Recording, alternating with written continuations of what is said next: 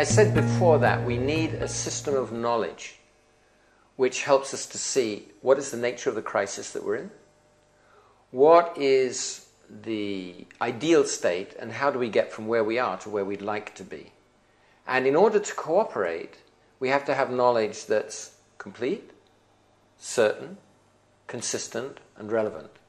And now I just want to briefly look at the Vedic viewpoint and materialism, scientism, see how they satisfy those criteria. Completeness. Well, in principle, the Vedic wisdom tradition, the Vedic wisdom is complete in that it's looking at matter and it's also looking at consciousness. It addresses the issue that what's controlling both matter and consciousness. And also, a very important point, since our understanding of matter is based in our experience of matter, it means that the prime reality is consciousness, not matter. And the Vedic wisdom tradition is consciousness-based. It takes consciousness as the prime reality. Whereas scientism neglects consciousness, even denies consciousness. So in terms of completeness, Vedic wisdom is far superior. Now, certainty. I explained how the Vedic tradition points at essential elements. For example, the conscious faculties and the self. That these are self-evident and undeniable aspects of reality. So we can actually get a degree of practical certainty using this Vedic framework. Whereas scientism gives uncertain results, because it's only dealing with objects, and those objects can in principle always be cut up, changed, substituted, and so on. So John Eccles, for example, he said you can't prove anything that's non-trivial. You can't even prove that the world exists. So, in fact, scientism is not designed to give you certainty about reality. It's designed to give you a good method of comparing results. It doesn't even talk about reality. The ontological question is outside the range of physical science. Physical science is meant for something completely different. And especially it's not meant for talking about consciousness. So in terms of certainty, the Vedic wisdom tradition is superior. Now, consistency. The Vedic wisdom is consistent with the facts, some of the facts that I've put forward, like the basic facts, the fact that we have conscious faculties, the fact that I feel that I exist.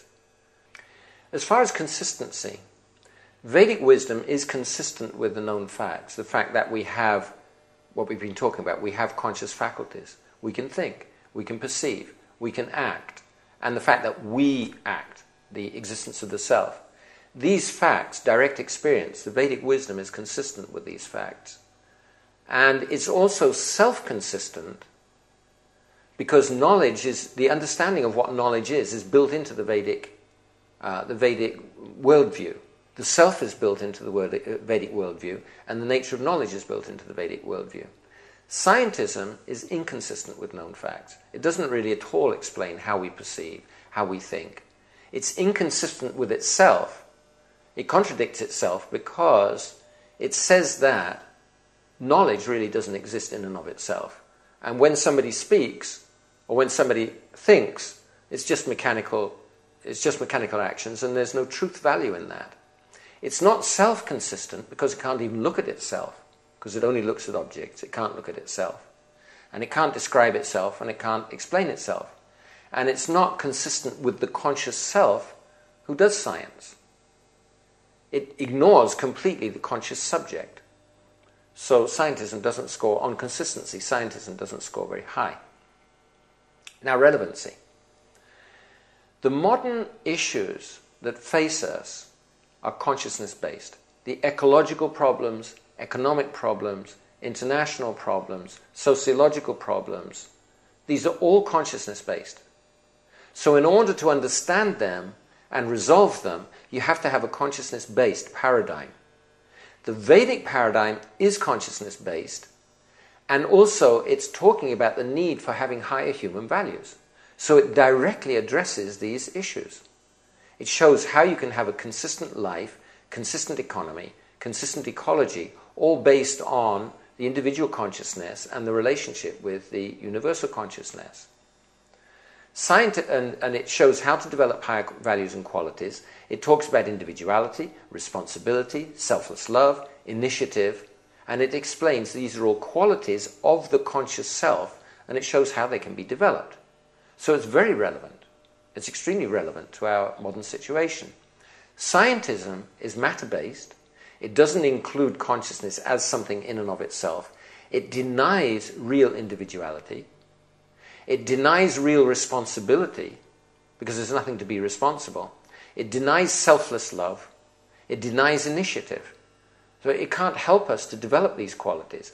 Not only it can't help us to develop these qualities, but the scientistic paradigm, it degrades these qualities. Like I mentioned this bus. God almost certainly doesn't exist, so just get on with your life and enjoy it. That's the thing, just enjoy. So there's no higher values there at all. It's just coming down more or less to an animal level. So from this point of view, in terms of completeness, consistency, certainty, and relevance, the Vedic wisdom tradition is actually superior to material science.